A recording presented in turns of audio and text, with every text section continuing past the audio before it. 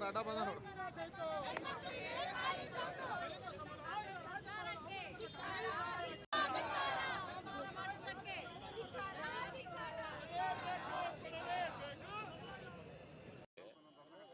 ಮುಖ್ಯಮಂತ್ರಿಗಳು ರಾಜೀನಾಮೆ ಕೊಡಲೇಬೇಕು.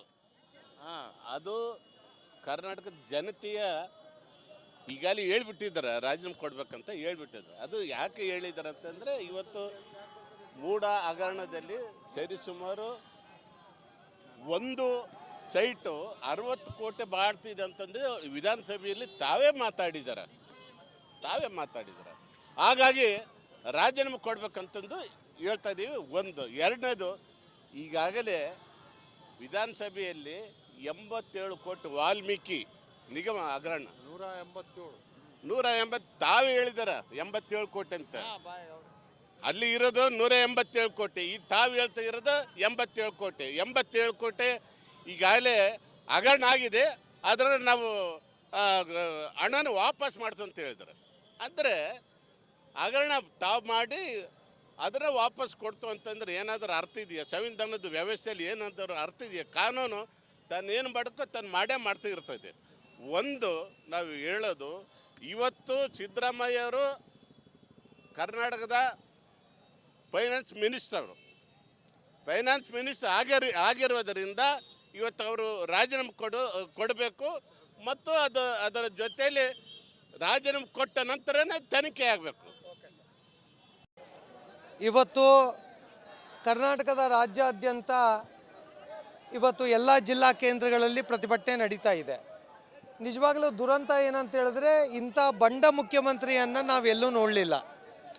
ಈ ಮುಖ್ಯಮಂತ್ರಿ ಕರ್ನಾಟಕಕ್ಕೆ ಅವಶ್ಯಕತೆನಾ ಅಂತೇಳಿದರೆ ಅವಶ್ಯಕತೆ ಇಲ್ಲ ಅಂತೇಳಿ ಜನ ಡಿಸೈಡ್ ಮಾಡಿದ್ದಾರೆ.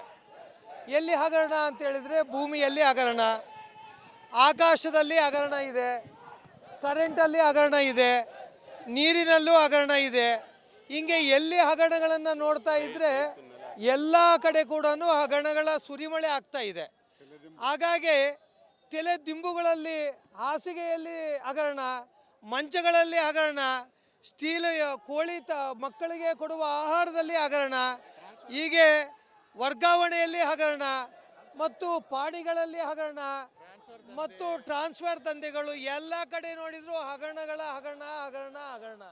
ಹಾಗೆ ಹಗರಣಗಳ ಪ್ರಶಸ್ತಿ ಯಾರಿಗಾದರೂ ಕೊಡಬೇಕು ಅಂತ ಹೇಳಿದರೆ ಅದು ನಮ್ಮ ಕರ್ನಾಟಕದ ಮುಖ್ಯಮಂತ್ರಿ ಸಿದ್ದರಾಮಯ್ಯನವರು ಕೊಡಬೇಕು. ಇವತ್ತಿನ ಹೋರಾಟ ಬೂಡಾ ಹಗರಣದಲ್ಲಿ ರಾಜ್ಯಪಾಲರು ತನಿಖೆಗೆ ಮತ್ತು ಕಾನೂನು ಕ್ರಮಕ್ಕೆ ಪ್ರಾಸಿಕ್ಯೂಷನ್ಗೆ ಏನು ಕರೆ ಕೊಟ್ಟಿದ್ದಾರೆ, ಅನುಮತಿಯನ್ನು ಕೊಟ್ಟಿದ್ದಾರೆ, ಅದನ್ನು ರಾಜ್ಯಪಾಲರನ್ನು ಮಾಡಿರುವಂಥ ಪ್ರಾಸಿಕ್ಯೂಷನ್ನ ಮುಖ್ಯಮಂತ್ರಿಗಳು ಧಿಕ್ಕರಿಸ್ತಾ ಇರುವಂಥದ್ದು ಮತ್ತು ಪ್ರಾಸಿಕ್ಯೂಷನ್ಗೆ ಬದ್ಧವಾಗಿ ಕಾನೂನಿಗೆ ಸಹಕಾರ ಮಾಡಬೇಕು ಅನ್ನುವಂಥದ್ದು ಈ ಹೋರಾಟದ ಪ್ರಮುಖ ವಿಚಾರ. ಕಾಂಗ್ರೆಸ್ನವರು ಮೊನ್ನೆ ಪ್ರತಿಭಟನೆ ಮಾಡಿದರು. ನಾಚಿಕೆ ಇರಬೇಕು ಕಾಂಗ್ರೆಸ್ನವರಿಗೆ ಈ ಪ್ರತಿಭಟನೆ ಮಾಡೋದಕ್ಕೆ. BJPಯವರು ಕರ್ನಾಟಕದ ಜನತೆ ಪ್ರತಿಭಟನೆ ಮಾಡಬೇಕಾಗಿತ್ತು. ಕಾಂಗ್ರೆಸ್ನವರು ರಾಜ್ಯಪಾಲರ ವಿರುದ್ಧ ಪ್ರತಿಭಟನೆ ಮಾಡೋದಕ್ಕೆ ನಾಚಿಕೆನೇ ಇಲ್ಲ. ಕಳ್ಳತನ ಮಾಡಿರೋದು ನೀವು, ಆದರೆ ಪ್ರತಿಭಟನೆ ಮಾಡ್ತಾ ಇರೋದು ನೀವು. ಹಣ ತಿಂದಿರೋದು ನೀವು, ಪ್ರತಿಭಟನೆ ಮಾಡ್ತಾ ಇರೋದು ಕಾಂಗ್ರೆಸ್ನವರು. ಹಾಗಾಗಿ ಯಾವುದೇ ಕಾರಣಕ್ಕೆ ಮುಖ್ಯಮಂತ್ರಿಗಳು ರಾಜೀನಾಮೆ ಕೊಡಬೇಕು. ಮುಖ್ಯಮಂತ್ರಿಗಳು ಈ ಕರ್ನಾಟಕದಿಂದ ಮುಖ್ಯಮಂತ್ರಿ ಸ್ಥಾನದಿಂದ ತೊಲಗಬೇಕು ಅಂತೇಳಿ ಬಳ್ಳಾರಿಯಲ್ಲಿ ಇವತ್ತು ಪ್ರತಿಭಟನೆಯನ್ನು ಹಮ್ಮಿಕೊಂಡಿದ್ದೀವಿ.